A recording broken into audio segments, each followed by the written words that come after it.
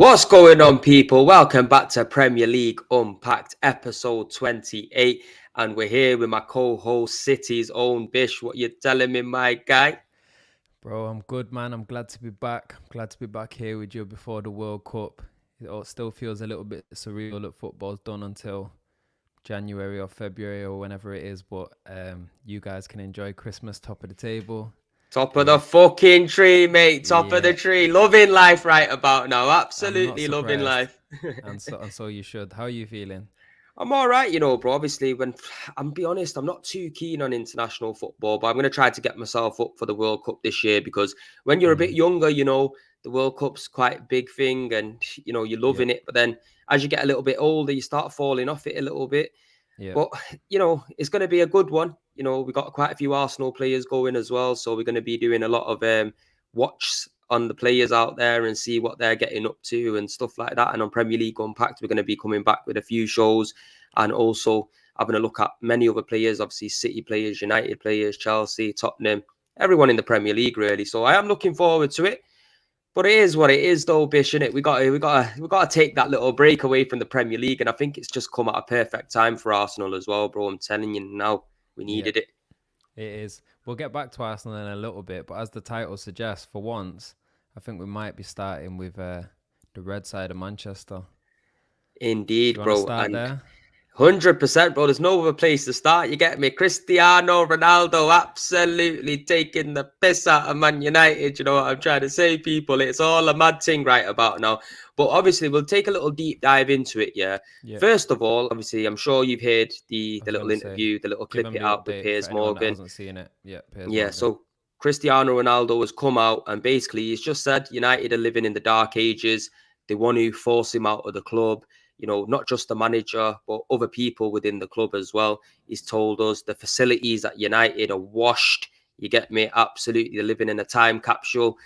And it's all a mad thing. Personally, myself, I feel like he's telling a lot of truth within what he said, but he also wants to get his contract terminated so he can maybe move in January on a free. And it's probably the perfect kind of time to release something like this just before the World Cup break. And there's no league games left. What about yourself, bro? What did you take from them comments with Piers?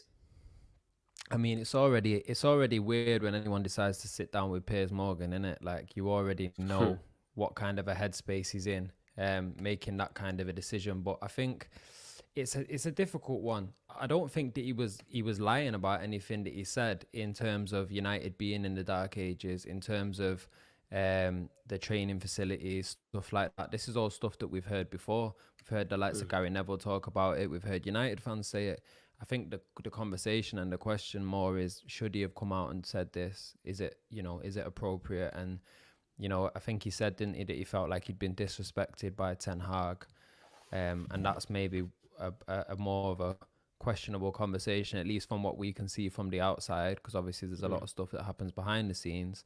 I think there's those two conversations happening. Do you know what I mean? I think you can't deny that United are in the dark ages. They have got really poor training facilities for a team that's of that ilk. The ground is falling apart. They Leaky still roof. leaky roof. They still don't have a director of football. Like there's a lot of stuff that they are doing that it's probably hard to argue isn't kind of dark ages mentality. But I just don't know where and why he decided to come out and do this now. I know what you're saying about him trying to get a transfer, but I just don't know what this does to his stock as a person and as a player, and what it does to his legacy. Like, you're coming off like a bit of a weirdo, to be honest with you. Do you know what I Do you mean? reckon I've it's an always thought, ego thing? Do you reckon it's an ego thing that he's sitting on the bench, he's not getting the game time, he's got players like Garnacho coming on and hitting new heights for United because the kid looks decent, to be fair, I'm not going to lie. mm, And he might be looking at that thinking, you know what?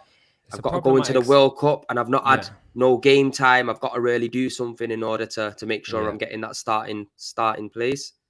Well, I mean, I'll start with the last thing that you said in that sentence, which is him going to the World Cup, and I think that is going to be an opportunity for him to prove whether he's entitled to feel how he feels. Because to be honest with you, when he has come off the bench, when he has had game time this season for United, he ain't looked all that. So yeah, you come in with all of this talk, but you're not looking that great on the pitch. Now, if he goes to the World Cup and drags Portugal to a semi-final and gets the bloody golden boot or something, then he ain't going to have no problems finding a suitor. But as it stands at the moment, I think he doesn't look, United look worse with him on the pitch. It's hard to argue against that. So now it is a problematic situation, and it's a difficult situation, because if you're Ronaldo, you are one of the best and most accomplished players that we've ever seen. And for players that are that big and that much of a brand, they are meant to be handled, their careers, and especially key points in their careers like this, where he's at the back end of his career, and you kind of have to maintain momentum, or your career can just kind of fizzle out. You have to be handled a certain way, and United haven't handled him well. Do you know what I mean? I don't think. I think if they knew that there was even a chance that he wasn't going to be a central part of their plans this season, they should have done whatever they needed to do to get rid of him. And they didn't do that, because I think, just partly maybe because they couldn't find a suit, or they didn't think they would get the money back that they wanted for him. But also I think because they felt like they wanted to have options, and they wanted to keep him and have him as an option. And I think that is maybe the one part where Ronaldo's entitled to feel a bit of a way about, is when you signed me, you weren't signing me as an option. You were signing me as salvation. And I came in and I was your top scorer last season. So you can't just decide now to have me as like an on-the-bench option. Everyone's talking about, oh, Ronaldo, he needs to accept and get used to the fact that at that age, you have to be okay with coming on for the last 10, 15 minutes. Well, yeah, if that's what you signed up for when you came. But that isn't what he signed up for, I don't think, when he came. I don't think that's what United were promising him. I don't think that's what he or United were expecting. That's something that's changed in the last 6 months since Ten Hag's come in, and as a result of this new style of play that they're playing, where Ronaldo just doesn't fit the situation. So it's a sticky situation all around. If I'm Eric Ten Hag, my team is worse when Ronaldo's on the pitch.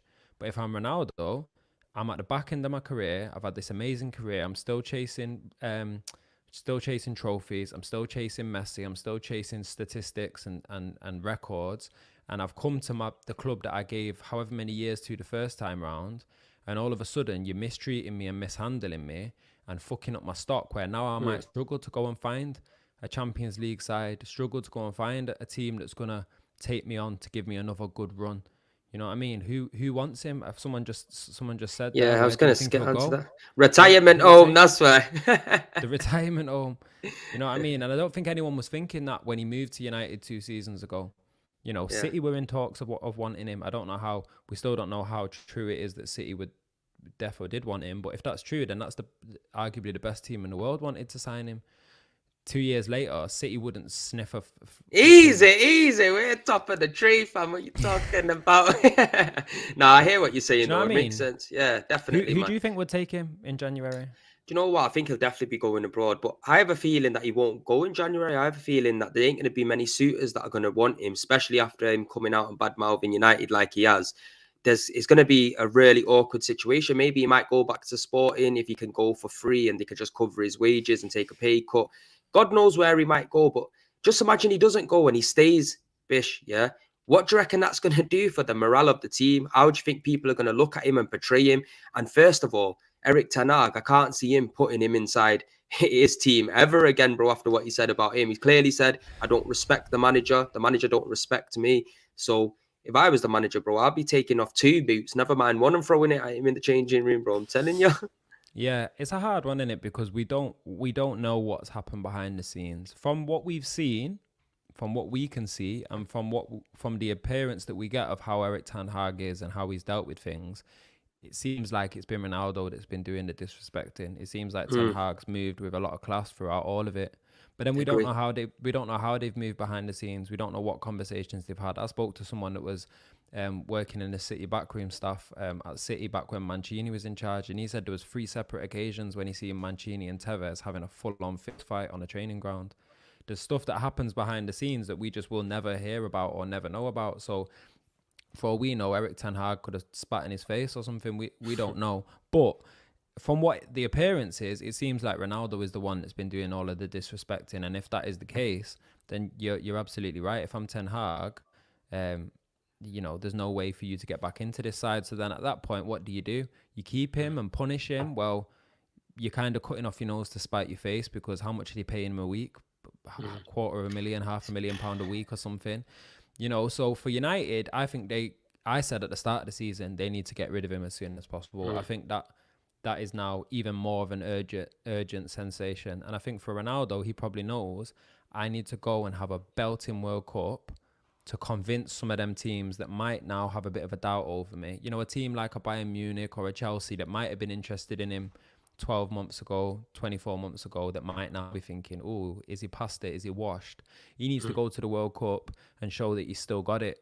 Otherwise, I think you're right. It is going to be a Sporting Lisbon or one of these teams in a kind of a lesser league. And I think for Ronaldo, as soon as he takes one of them moves, then that's it for Ronaldo. Then we're not going to see him win another Champions League. We're not going to see him win another major trophy, because I can't see him having this situation with United, then going to Sporting Lisbon and then going back to a Real Madrid or something. Like, this will be the end of the era if he can't get another big move. Whereas if he does get a big move to a Real Madrid or something, who's to say he can't go and win another Champions League or be part of a winning side?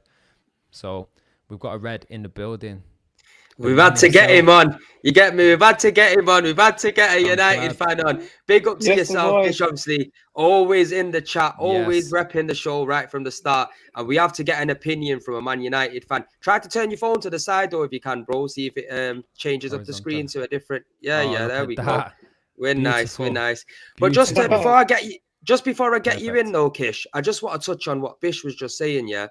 And I agree with everything that you're saying, but the one thing that United fans can take out of this is going to be a wake-up call to the board. It's going to be a wake-up call to everyone around the club to think, Ras, when man's cussing our kitchen facilities, we got a serious problem, you get me? But I'm going to have to go there and donate a toaster or something, you know what I'm saying, bro? We'll put some money in together, We'll go and grab a few bits and bobs and drop it off.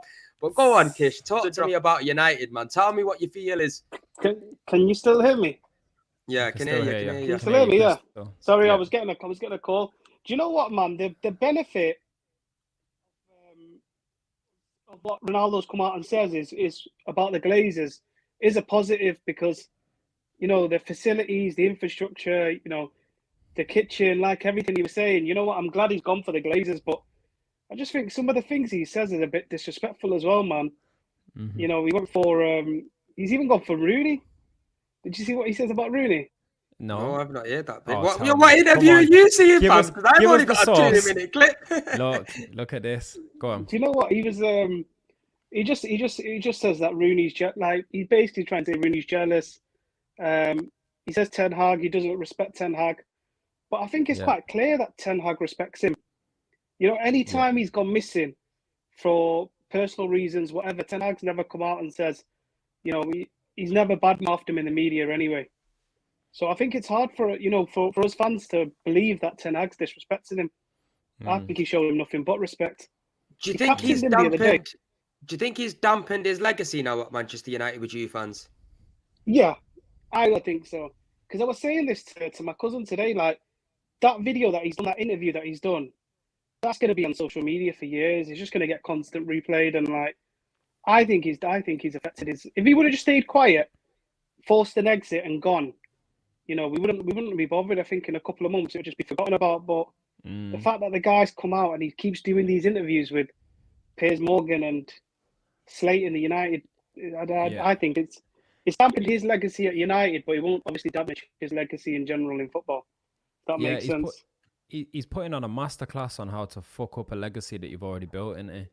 I mean, it's a disappointing situation. And remember, this is Piers Morgan. This is Piers Morgan, who last time that I heard Piers Morgan in a football conversation, he was cussing out black players, cussing out Raheem Sterling. Do you know what I mean? It's not like he's gone and sat down with flipping Gary Lineker. So for me, that is an added stain and tarnish on this whole situation. Is like, you went and sat down with that clown and started spilling the tea. And it kind of just tells me, we got Kish back. We're getting him back in. Back. Sorry, Kish. I couldn't hear you. Yeah. It's crackling up a little bit, or is that just me on my side? Are my earrings crackling? I think there's a bit of crackle, yeah. Sorry, Bish, what were you saying? No, it's okay. Like Premsy said, we had a bit of a crackle there. I just was saying that the worst part about it is that he went to Piers Morgan, the clown, to go and spill this tea. This is Piers Morgan. I was thinking the exact same cussing out black players, cussing out Raheem Sterling. Like, this is a guy who we as the football community have kind of like banished from even being Boycotted, involved in yeah. football and boycotted, and you want to go sit down with him. It shows to me, it shows where his head's at. It shows what type of characters he fucks with. It shows that he's desperate for any platform to go and sit down and talk his talk. And it's just, do you know what it is? I illegal. think he knew that he's going to get massive numbers in it. Obviously, at the end of the day, Piers Morgan's one of the biggest and best out there when it comes to him Not best, talking biggest. talking his shit though, innit? You get me? Like, he asks the right kind of questions. He knows how He's to got a probe. big platform. Yeah, yeah, he's got a big and platform on it. to be fair, like, he's done it at the right time, Ronaldo, innit? Because you know what I mean? He's not going to go to Old Trafford. A man ain't going to start throwing plastic bottles at him because they got a month to let it sink in and settle. You know what I'm saying? But would you reckon he will come back from this at Manchester United, Kish? Or do you reckon he's done now, washed? He's gone. You know what? United should just terminate his contract because I think United won't be able to move on without him being at the club. And you know what? Like, I was listening to Bish before, and Bish was saying that, you know, we should have let him go in the summer.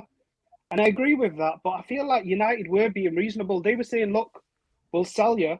But with the way social media is nowadays, if any club was interested in Ronaldo, we would have heard about it. Yeah. There was no one interested in the guy. No one wanted to pay 15 million for United plus his wages and then build a team around a 37-year-old. Whereas if he went for free, a team would take a punt on him. And I think that's what he wanted. I think he wanted United to terminate his contract. I think United were right to say, why should we terminate a contract? Like, I don't know. We paid money. I think that was the mistake that United made. I think they should have just terminated the contract. I think they should have seen the shitstorm that was coming from even some of the little bits at the end of the season. And at the end of the day, now we're not going to get no money back off him anyway, because you're gonna. I know hindsight is 2020, so we can all sit here now, and I know you agree. Probably now, looking back, we should have terminated it. So you're right. At the time, you're looking back in had hindsight. to weigh that up. You're right. You are right. But I just felt like I could see it coming. I think it's the minute that United were not willing to put him and his ego at the center of things, it was going to be a problem. And United were in a rebuild. He could have gone to somewhere. I know what you said, no team's going to want to build around him. That's absolutely right. But if he'd gone to a top side that wasn't in a rebuild, that already had an established like squad, established manager, a City, a Bayern Munich, just one of these sides that could just slot him in as a piece in an already established team of superstars and a superstar manager. Player. Yes, exactly. But in a club that literally needs to not only rebuild its squad, but rebuild its whole infrastructure, you know, as Ronaldo touched on, needs to rebuild its stadium, needs to rebuild its kitchen. Like, you know, there's a lot going on. And I think he's just not, he's not conducive to that happening, you know, in the way that Erik ten Hag wants it to happen, is he? I think there's still. I think a lot of egos to play as well. Trust me, his ego, his pride's hurt. You get me? At the end of the day, you've been the main man for so many years, everywhere that you've gone, and now you've got this kid that's just come in, Erik ten Hag, and obviously he's not the most renowned manager. A man's just dropping you on the bench, not even putting you in match day squads. Do you know what I'm saying? So you're gonna look at it and think, right, I'm bigger than you. I'm fucking better than you in where I am in my career. Why are you not playing me? I scored the most goals for United last season. But then again, players do have time seasons where you realise, right, it's time to hang your boots up, innit? And maybe that could just be Ronaldo's season. This might be it. We don't know. Vic mentions there about United getting legal advice, and I was just about to say, I think Ronaldo, you know, with his arrogance, probably thinks I can do this interview and what they're going to do, but you might have a problem coming for him, because if there's something in his contract that states actually you can't go out and defame the club, not only might he end up getting his contract ripped up, but you might end up with a situation where they're suing him for defamation, or where they're able to keep him on the books but not pay him for a certain amount of time, and now he's not getting paid, but they refuse to sell him. The United could really try and punish him for this if they wanted to. And I know what you're saying, Premsy, about it being good timing in terms of wanting to make the world know that he's on the market, but the world knew he was on the market. And there's plenty of ways he could have come out and done that in a way where he wouldn't have pissed off United. And do you not think other clubs are going to look at this situation and think, it's risky getting in bed with him now? Because what if we bring him over there to wherever we are, we bring him to Bayern Munich or to Sporting Lisbon, and then things aren't going too well on the pitch and we want to drop him, and then he starts flipping, going and running his gums and cussing us out on social media. Like, I just think he's fucking up his chances of getting a sale. 100. You know, unless he wants to be a shock jock like Piers Morgan and go and get a TV show, I don't really see the benefit of this for him. But I was going to ask you, Kish, actually, and I was going to ask you as well, Premsy, but I'm interested to know what you think, Kish, as a United fan. Do you think, and let me think how to word this in a way where I'm not sounding like I'm being prejudiced or ableist or anything, but do you think he's got something actually like a bit wrong with him? Like, do you think he's on a or not wrong with him, but do you think he's on maybe the spectrum? Maybe he's got a personality disorder? Like, I've always felt like he's a bit off, and I feel like United fans have always just protected him and said, nah, that's just what greatness looks like. But he's always been a bit weird, hasn't he? Yeah, no, I think he's always had a different mentality, but it's obviously worked in his favour in his career and just who he is as a human being. Like, he's, you know, it's probably done him a lot more good than bad. I think right now I do question his mental strength, because some of the things he's doing is weird, like slapping phones out of kids' hands, being dead petty, like watching Gary Neville, and you know, for someone his caliber to be even watching them and ignoring them, I don't going out his way to blank him. Like, if I had a problem with someone, I probably just wouldn't walk in that direction, but making it really visible on the media, and I think he's just struggling to accept that he's declining. And I think, like, understandably, he's going through these emotions. He's been told by everyone from the start of his career up until now that he's the best in the world, he's the greatest. No one's ever, you know, criticised him. And I think it will affect anyone, what he's going through right now. I just wish he had people around him to say, don't do this, you're embarrassing yourself, like, stop it. And, you know, it's similar to, you know, when Anthony Joshua reacted in the ring and he made a fool out of himself and people said someone should have stopped him. I just think what Ronaldo's doing now is like, he's literally embarrassing himself, and I think he is denting his United career, and I think he is probably going through something. Maybe seeing Messi close in on the Champions League record. I don't know, like, something's not right with him right now, and I just think he's dealing with things not the best. He's forcing his way out of United, and he'll probably get what he wants. Spitting his dummy out and getting what he wants. Definitely.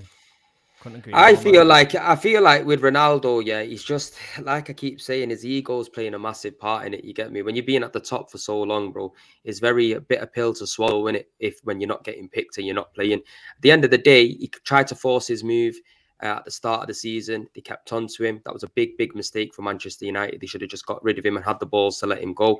Whether there was clubs that were lining up to take him, that's another question, innit? But ideally, look what we did with Aubameyang. Tore his contract up, more or less, got a deal with Barcelona and shipped him on his way. Get me? He was washed up. Now he's come back to Chelsea and he's doing up bench, just like I'm telling these Chelsea man, doing up bench. Same kind of situation with Ten Hag. You know, he put his foot down straight away, told Ronaldo, nah, you're not the main man here no more. I'm the main man here. And you got to give credit to Eric Ten Hag for doing that as well, because you can clearly see United have improved as a team. You know, they got a little bit lucky yesterday against Fulham, but they're grinding out the results. They're playing a much better footballing style without Ronaldo. It's just a bit of a funny one, man. I think he's definitely forcing his way out the club. I don't think he's got no future at United now. But I do think United fans can take some positives out of what he said. Like I said, you know, he's put the board under pressure now. He's put the owners under pressure, because the whole world's going to be watching that interview thinking, Ras, what's going on here? Your man's kitchen got rats or something. What's happening? You know what I mean, bro? So they're going to have to do something. You got to think about it. The training ground is not being improved. The stadium's not being improved. The facilities more or less are out. I'm back in that coaches are not even improved, bro. You know what I'm saying? So it's all a mad thing, man, bro. But I'll let you have the last say on it, Kish, in regards to Cristiano Ronaldo, because we are going to take a step away from him shortly, and we're going to be talking about the likes of the mighty Gunners, and we're going to be talking about the likes of City dropping points, and also Chelsea are in a bit of a disarray. But just before we do that, people, everyone in the stream, make sure you drop a like on the video. If you're new, make sure you subscribe. We're literally a few away from 4K, so big up to yourself, everyone that's been subscribing and everyone that's been following the channel. Take my hat off to you, even though I don't have a hat on. But go on, Kish, give us your final thoughts on Cristiano Ronaldo in the sense of what he's done to damage his legacy. Now, where do you see him? Because I seen you put a comment in a little bit earlier. Messi's the GOAT. You get me? I didn't think I'd hear. I didn't think I'd hear United fans be ever saying that. You know what I mean? To be honest, bro, I've always said Messi's the GOAT. I just think he is. But I think where it stands with Ronaldo is, I just think he just needs to go. I think football's evolved, and he's too late in his stage to evolve with it. You know, like I think a team playing in a certain system is the way forward. I think this individual brilliance, the Premier League's too tough for that. And I just want him gone. I just want him out of the club. I think the sooner he's gone, the better. Good luck to him, whatever he does. He's definitely, for me, dented his United career. I think United fans will never forget how it ended and the way his last performance was at the club. But I think he's only human as well. I think 38 years old. I don't think I'll take any player at 38. You know, you go back. No one's ever going to be great up until the age of 38. I'm sure Ryan Giggs did it until about 45, bro. Something mad like that. You know what I mean? You know what Ryan Giggs did brilliantly is he played on the bench. He was happy, and he was happy to rotate, and he changed his style of play. He played in different positions. If you look at Messi now for PSG, he's playing so deep in mid because he knows the new guys have got the legs, they've got the pace. He's sacrificing his position, his goals for the better of the team, and I think Ronaldo won't adapt. So I think it'll be good for him to go. I'm proud of Ten Hag the way he's reacted on it, because I think Ten Hag's he's come out on top here. Like he's everything he's done is, he's not been petty too. He's been professional. He's supported everything. He's done everything for the club. So I think it's only going to stronger Ten Hag's position at United and his career. But I think the second he goes, I just think it would be better for us just to grow on that. And I think United didn't let him go at the time because we just lacked depth. We lost Greenwood. Yeah. Anthony Martial was injured. And I just thought United thought, okay, we'll sell you. But I'm sure United spoke with his agent and says, find us a replacement. Give us someone. Because I don't think this new manager, I don't think he just wants to sign people for the sake of signing people. I think he wants to sign people that'll go in his system. So, so I think the Ronaldo, they thought, I always thought he'd go in January anyway. Thought when January opens, we'll probably try signing someone else, let him go. And to be honest, I think he's probably got something lined up already in January. He's probably already says his goodbyes to Ten Hag, and that's why he's released the interview, to be fair. He's going Chelsea. He probably will. Thanks so much, bro, man. It was definitely good to get a proper United fans perspective on it, man. And good to have you back on the show by popular demand, man. Back by popular demand, you know what I mean? A certified official. Thanks for having me, guys. I just couldn't hold back. I needed to join and get involved. It's good. It's good to get them opinions, bro. At the end of the day, I know you love your club with all your heart. You get me? Yeah. And to be honest with you, bro, I've been telling you, man, for quite a bit of time now. Dead in it. That man are dead. You get me? Ronaldo's just come out and told you dead. These man are washed up, yo. You get me? These are living in the dark ages, man. But Kish, I appreciate your time. I'm gonna carry on tuning to you guys. Soon, yeah. My brother. Easy boys. Soon come, yeah. Bless, bro. Well, there you have it, people. Man United's very own telling us what time it is. You get me, Bish? So, what did you take from that? Obviously, we got a United fan on the channel now telling us exactly his thoughts and that. What do you take for it? Because there's one question here, because I wanted to just ask you that as well. Is he still considered as a Man United legend after all this drama? From what we're hearing from Kish, it doesn't seem like it, does it? I think right now they're not going to feel like it, but I think he will be. I think that, let's be realistic. Even with the stuff he's done, it's not like Ryan Giggs level, do you know what I mean? He's not been out here beating women and flipping, shagging his brother's wife. He's done a mad thing, bro. He's just an absolute toss spot him. Oh, proper, or a Greenwood, you know what I mean? He's not done that kind of stuff where you kind of have to erase him. When I went down to, I don't know if I'm putting a business out there, but when I went down to the United View, they've got all of the legends on the wall on their little backdrop thing, and Giggs' face is just faded out in the background, so you can't even really tell he's there because, you can't really be associated with man like that. I don't think that man are going to be rubbing off Ronaldo's face off pictures and stuff like that, because at the end of the day, it's a shit situation. But I think when a bit of time passes in years to come, United fans will probably just look back and say, look, that second stint ended badly. It was a messy situation, but Ronaldo was still Ronaldo. Do you know what I mean?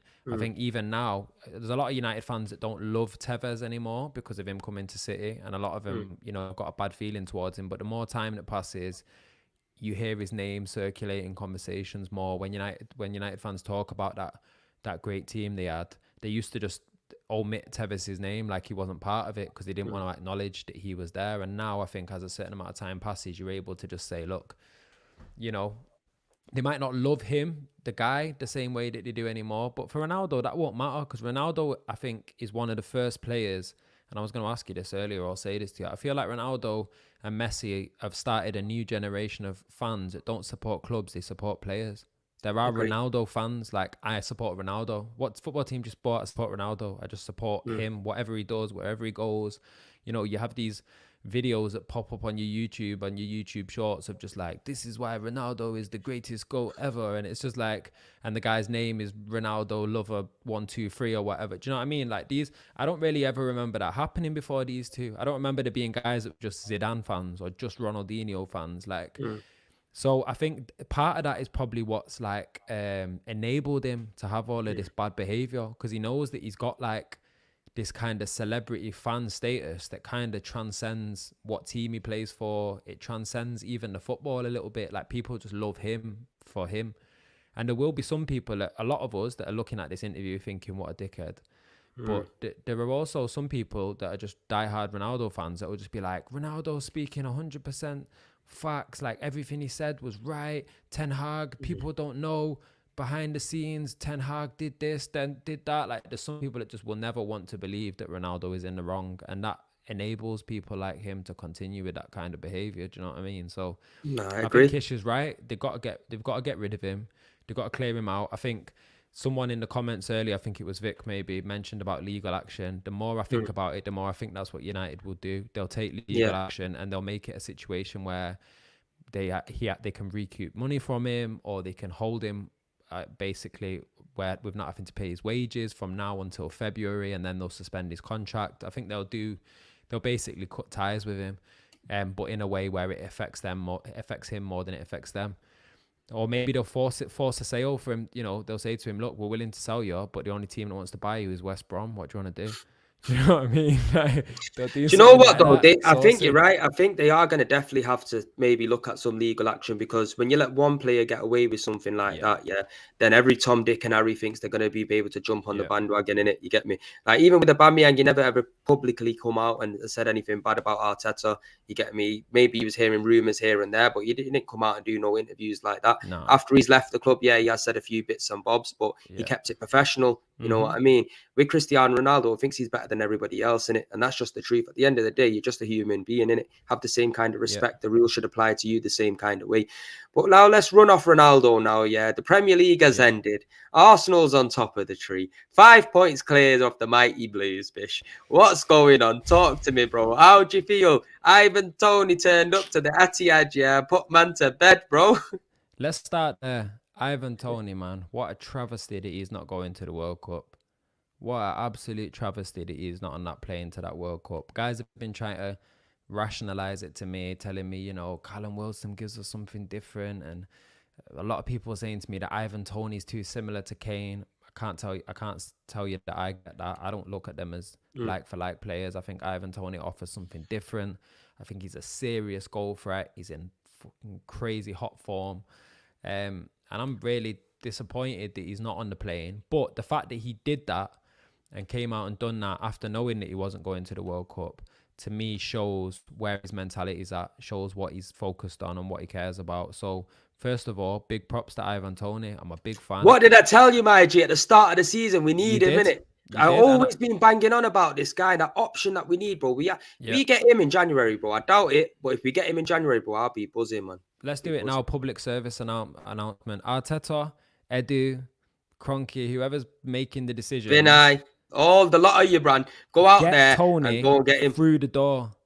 Get Toney through the door. Do you know what I mean? I think man would be worried, fam. Man would be worried. I would. I think if he came to Arsenal, and even United fans, a couple of United fans have been saying to me, they want him. They said it's giving it's giving old like Dwight York vibes, like just like, you know, like a different type of threat that they've not had before. And I think I think Ivan Toney's just a class player. So props to him, first of all. He gave us all kinds of problems. So did that Rico Henry. Gave us a lot of problems. And yeah, man, I mean, you called me up this morning. Was it this morning? You called me up asking if I was scared, because I'd posted back that video that had been going around on social media where I was saying everyone else should be scared of Arsenal except for City. And I posted it back up after this weekend's football and said, maybe it's time to start being a little bit scared, because for me, you and I'll bounce this back to you in a minute, but you had said to me, you've said a few times, trying to keep your feet on the ground. Look, it's only 14 games or whatever it is. And I agree with you. Being top of the table, being 4 or 5 points clear, whatever it is, that isn't what tells me that Arsenal are going to go on and win the league, because there's plenty of time for that to change. But at this point in the season, you got to honestly say Arsenal have been the best team in the league so far this season. City have had multiple games, even games that we've won, where we've not played particularly well, where we've conceded multiple goals, where we've basically managed to pull ourselves through the games with... And when I say not played well, obviously I'm talking by City standards. The football is still brilliant, but where we don't look like machine-like in the way that we have in the past. We look wobbly, we look vulnerable too often. And that's something that you would have expected to see from Arsenal. You would have expected to maybe see Arsenal winning games, but looking leaky, looking vulnerable, and I can't say I've seen that from Arsenal, maybe barring 1-2 games this season where they've maybe not quite turned up and managed to get the win anyway. Most games, it's just been convincing from minute 0 to minute 90. They've looked solid at the back. They've dominated possession. They've created chances and they've scored goals and beaten teams week in, week out, no matter who they've come up against. So at this point now, for me, I think Arsenal need to be put seriously in the conversation. I probably would say that they're favourites now for me at this point. Oh, come off. Don't be you trying to rub off the pressure, you pussy. Or don't be doing that, you get me? Don't you be trying to do that.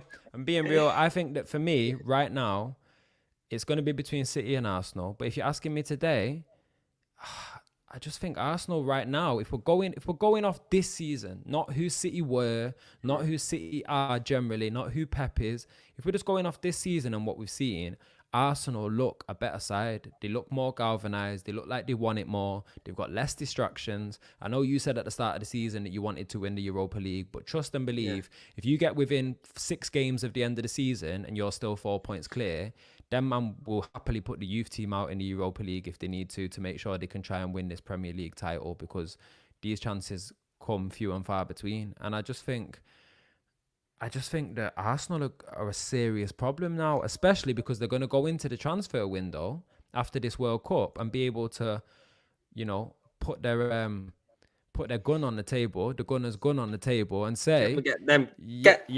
the table. And just say, look, we're first in the Premier League. This is the project that we're building, and we believe that if you, so-and-so, top player, come and join us, we could win the league this season and you could get a Premier League winners medal. And the players that wouldn't have even considered that move before, that will be looking at Arsenal now. Think how many players in that Barcelona squad that would look at Arsenal now and say, that looks like a way better place to be than Barcelona right now. Do you know what I mean? You know what, bro? I said this on my AFTV interview, you get me? I said, over the years, we've had to persuade people with money, you get me? But now we can persuade people with the position that we are in the league, you get me? Because for many, many years now, we know that we haven't been in that kind of position to bring in them big players. But when we have like the likes of Alexis Sanchez, Mesut Ozil, Aubameyang, these kind of players, we've paid them over the odds. You know what I mean? And now people are going to be looking at Arsenal thinking, you know what, these guys are playing well. They don't really look like they're messing up anytime soon. They've got a good crop of first team 11 players. Maybe if I can add to that squad, I might have to work for my place, because going to any big club, bro, you got to work for your place. There's no God-given right to just walk into the team. You get me? You got to go there, challenge the people in that position, and claim your state to play. They're going to be looking at you thinking, you know what? I want to do that. We're a better opposition than United, better opposition than Tottenham, better opposition than Chelsea, and probably just and Liverpool right about now. You get me? Obviously, Liverpool look like 100%. They're creeping up the table a little bit. You get me? So we just got to take our time. I think Big Willie at the back, is just doing the absolute job, bro. I am telling you now for a fact, bro. We've not had a centre-back that has had his quality for so many years, bro. We've had man like Koscielny, Squillaci, fucking Mustafi, Socrates, all of these players. Yeah, they might have had good attributes to their game, but they just weren't a complete centre-back. William Saliba, 6'4", looking like a tank, sick recovery pace, one-on-one defending, elite. You get me? We have to add in January now, though, bro. We do have to add, because for me, it's still a bit too early to go ahead and say, you know what, or we're going to win the league. Don't get me wrong. If we could carry on the way we are, we're definitely in the title race, because there's quite a big gap now with the first and second between third and downwards. So if we can stay in the mix there, bring 2-3 players in, not being greedy, just maybe even 2. If we can get 2, happy days, innit? You get me? Bring them in. And Ivan Toney, someone like that, maybe a Douglas Luiz or somebody a little bit better, Tielemans in midfield. It would help. It will help massively, man.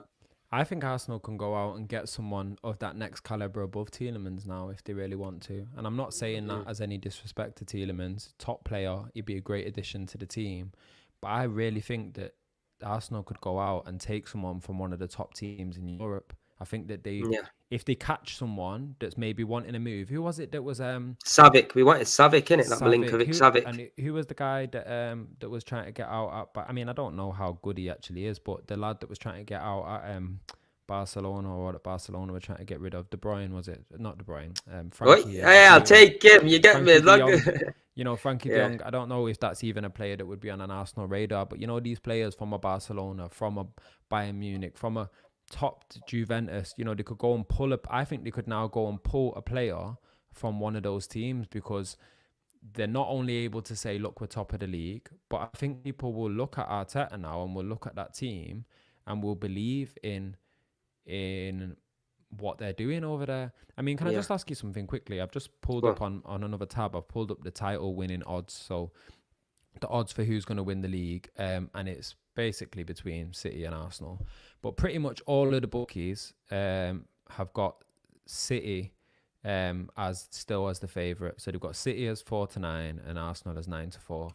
Obviously, I know you just said yourself, you kind of palmed it off when I said, Arsenal are the favourites now. But do you think there's a little bit of disrespect in the amount of doubt that Arsenal are getting? Because right now, why should they not be favourites to win the league? They're 4 or 5 points clear. Like I say, they've probably been the best performing team this season. They've got less distractions outside of the league. Why should they not be favourites? Do you know why, bro? I'll let you know right now. Go on. Do you know why, though, Bish? 66 because to 1. You get you got to look. You got to look at it, in the senses of what City have done over they won 5 out of the last 6 Premier Leagues. They got the know-how how to get over the line. They've got a world-class manager who knows when shit gets difficult. And now they got divers like De Bruyne who know how to win penalties. You get me, fam? So here's one of them situations where we got to take a serious look at ourselves, bro. The Carabao Cup, Arteta played our B team. It wasn't good enough, bro. Got smoked by Brighton. Not any of them players were knocking on the front door to say, you know what, fam? I want to be in that starting lineup. I wouldn't replace any of them. I think the only one is Reece Nelson, who played very well from the minute first to the minute 90, bro. Very well. His intensity was unbelievable. When Saka got injured against Forest, he came on and did a number on man. You get me? So he's given us a little bit of belief. But when you want to go for the title and you're going to be challenging the likes of a Man City, who just brought the best striker in the world and he's on fire, you have to have that squad depth, because as you can see, Gabriel Jesus right now, he might not be scoring all goals, but he is very effective. If we had a player like a Tony to go up there with him and you could play a Jesus off him, bro, it'd be even better. And Thomas Partey gets injured, Granit Xhaka gets injured. It's a bit of a sticky one. We've seen Xhaka come off ill. Obviously, all these man must have had deli belly and that in Wolves. They went to an Indian restaurant, they must have, you get me, and got absolutely wetted up because Granit Xhaka was ended up vomiting on the pitch, you get me? So he came off, Fabio Vieira come on, and in that first half, bro, he was lost. Believe me, he was lost, bro. He didn't know where he was playing. He didn't know what time it was. He doesn't look up to it so far, does he? Let's be honest. No, I'm not writing him off to say he can't be, but so far he doesn't. He looks like a bit of a dud. We do got to give him a little bit of time, because obviously he did come on in the second half and he was a lot more involved in the game. He was a lot better. He got the assist for the first goal, so he did play a little bit of a key part to it. But he needs to bulk up for me. He needs to bulk up, you get me? Because the Premier League's a very physical league. You get me? Get that confidence in the league. And then maybe we can see a very good Fabio Vieira, because there was loads of reports coming from Porto that actually he was better than Luis Diaz as well, that Liverpool signed. So, and he was a lot more effective in a lot less games. So hopefully we can see that kind of form come at Arsenal. But you're right, man. We need to definitely strengthen, bro, because the squad depth, bro. City take off certain players. They've got Bernardo Silva, Godogan. They've got all sorts of players that could come on and fill the void. With Arsenal right now, our first 11 is unbelievable. You get me, Ben White as well. Got to take massive credit to him. Take my hat off to him, bro. The guy has stepped in, £50 million, a lot of pressure on his head, playing out of position, bro. Got called up to the World Cup squad, and Saliba and Gabriel, bro. There's very rarely now that a ball's coming over the top or a ball's coming in the box, and these men ain't dealing with it. You get me? They're very big, very physical, and I think Saliba and Gabriel complement each other massively. I think Thomas Partey to this team is key, because he just pulls all the strings. And at the same time, we've got to give massive credit to Granit Xhaka this season. I've always wanted an upgrade on Granit Xhaka, thinking that, you know what, we could do much better than Xhaka. But this newfound position that he's got, bro, he's setting levels, man. He's setting levels. And his psychology and his mentality seems to have shifted, which was always my extra concern that I've always said to you with Xhaka was, even if he has a great season, what happens if he just loses his head and gets sent off in one of the biggest games of the year? The whole season's down the drain. And even though that's still to be seen, because he could still throw it all away in any given moment, psychologically, in kind of how he maneuvers on the pitch, how he carries himself, it seems like Arteta's been able to get through to him and get him thinking differently, not just playing differently. So that's a huge thing. We see it against Chelsea, man. We seen against Chelsea. They were going to have it out, and he just stood strong. He didn't say anything. He didn't raise his hands. He didn't do nothing. He just literally just held it up and just basically still held his own, but he didn't go overboard, you get me, to get himself sent off or whatnot, because we know Xhaka's got a reputation, and these referees love to jump at the chance of sending Xhaka off in it. And that is true. No matter how much you think, I'm saying about agendas or whatnot, it's 100% true. They've got an agenda against him, and every other fan knows it as well, which is a bit of a mad one. But let's move on to Chelsea though, Bish, quickly as well, before we tie up the stream, These man are looking an absolute mess right about now. I think it's 4 or 5 games beaten in a row. Something mad like that. I was wondering if you were going to go Chelsea or Newcastle, because both of them have earned the right to be in the conversation, but for kind of opposite reasons. I mean, for Chelsea, if you're Brighton, you know, and you've watched Chelsea come in and take your manager and all your backroom staff, and now however many games later you sat above them in the table, it's got to be a great feeling. I think you kind of first said to me, not sure about this Ted Bowley. Seems dodgy. You know, it seems ego-driven. Seems like one of these owners that comes in and is too obsessed with putting his fingerprints all over everything, as opposed to trying to learn how the club works, trying to learn about what can be improved and what can't be improved. And instead, I think he just came in and thought, I'm going to sack this manager because he was too close with the old guard. I'm going to bin off. I want to buy my own players. I'm going to bin off these players. I'm going to go get my own manager and director of football. And I think, you know, of course, Graham Potter and his team are going to need time, because they've come in with a squad that they didn't pick and are trying to put on a style of football and a new philosophy midway through the season. But then at the same time, if you knew that was going to be the case, then why bring them in now? Why bring them in now, especially when you had a manager who is a proven winner and a proven competitor? You could have kept Tuchel for the rest of the season, knowing that you were going to let him go at the end of the year and you were going to bring a Potter in. And you could have made like a deal in principle with a Brighton and with a Graham Potter to say, look, at the end of the year, we want Graham Potter and his backroom staff to come over here. But, you know, we're going to give until the end of the season for Brighton to finish out their year and for us to finish out our season. And I think Chelsea probably would have been in a better position today for it. I don't think anyone would have criticised Chelsea for going about it that way, as opposed to just going in and hijacking all of those members of staff from Brighton. And I just think the way that Chelsea went about it, bad karma really, you know, and I've got no sympathy for them. I like Graham Potter, but honestly, I want that whole situation to fail, because I didn't like it. I didn't like the way it happened. I didn't like the way that it was like big fish eats little fish. Brighton didn't really get no say in it. I didn't like the fact that, you know, everyone loves to talk about City and how City move and City's owners and all that. And a lot of the time, I feel like Chelsea get a lot of passes and a lot of slides. Do you know what I mean? You're coming, Guna. Get me? Lee, I'm not gonna lie, bro. It's real. It's getting deep. That's why I've been dodging being on the stream with too many of you on, because it's getting serious. Yeah, that's another conversation. But I think, yeah, I just think I like Graham Potter, but I'm kind of willing that whole situation to fail now, because I don't like Ted Bowley. I don't like the way they went about it, and it gives me a lot of satisfaction to see Brighton beat him up and then be above him in the table. Do you think they're going to give him the time? Do you reckon Bowley's going to change it up and give him the time and not sack him fast? Because there's a lot of people saying that, you know what, Chelsea's culture, the way Chelsea are as a club historically, the sack that was man. Abramovich's culture. Exactly. This is what I'm trying to say, though. Do you reckon he's going to give Potter the time? Because I don't think Potter's a bad manager. I think Potter just needs to get rid of the shit out of Chelsea and bring in his own players. A lot of them people that come in, Potter didn't even sign. And just before you touch on that, people, make sure you go over to Guna Lee's channel at 5:15. I'm on his channel doing a live. Subscribe to his channel, people. Yes. Sit content, and also City's Own. The link is in the title, people. Make sure you go and subscribe. Bish started his own new YouTube channel off. I've been banging on him to start it. You get me? So because of me, he started it now. You get me? So you got to go and support the thing.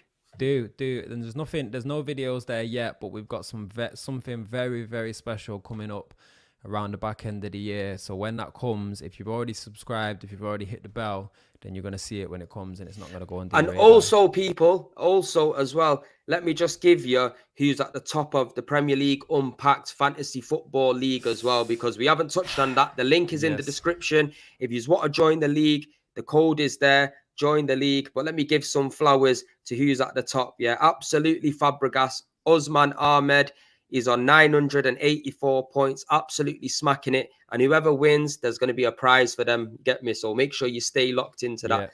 Go on, Bish, my brother. My little brother's been holding his own, man. He's in third now. He's just dropped down from second, but he's been keeping a little bit of pride left for the family, because you're even above me now, bro. What are you trying to say, fam? I've been above you for weeks. The start of the season, you was looking like you was in relegation position. But to be honest with you, I'm not gonna lie. This is what I do every time. No excuses, but I always get to a certain point in the season, and when I know I'm not gonna come like top in the whole country, I start forgetting about it a little bit. And it only takes 1 or 2 weeks where you've not adjusted your team, and you've got 3 guys that are sent off that are all zeros, and a guy that's already been sold that you've still got on the wing or something, and all of a sudden you're in a problem. So yeah, I don't know. I'm looking to try and just break into the top 10 by the end of the year. But big up everyone that's joined the Fantasy Premier League. And as another last thing before we go, I think Premsy said at the start of the stream, we are going to be bringing you some World Cup content during the World Cup. A lot of watch-alongs, a lot of conversation. There's a lot of football during that period. And it's also over that Christmas period where a lot of us have got a bit of time off, got a bit of extra time to really just indulge in the things we love and the people we love. So we're going to try and take that time to spend a lot of time watching games, talking about players, bringing you lots of football in that run-up. So don't feel like you're going to be starved of Premier League Unpacked or starved of football conversation over the Christmas period, because we're going to be keeping it coming. And Premsy said, he's just, what is it? You're just shy of 4,000 now? Yeah, just shy of 4K, people. Let's get it to 5 by the end of the year, people. Let's get it to 5 by the end of the year. Why is that not possible? It was at 3 it feels like just a minute ago. So if it's gone to 4, why not? If we could finish the year with 5,000 subscribers on this channel, what an achievement that would be for Premsy and for everyone. And it's all down to you, man, as well. You get me? It's been a year now that I've started the channel. There's a lot of names in here that I see that have been here from the start, backing it.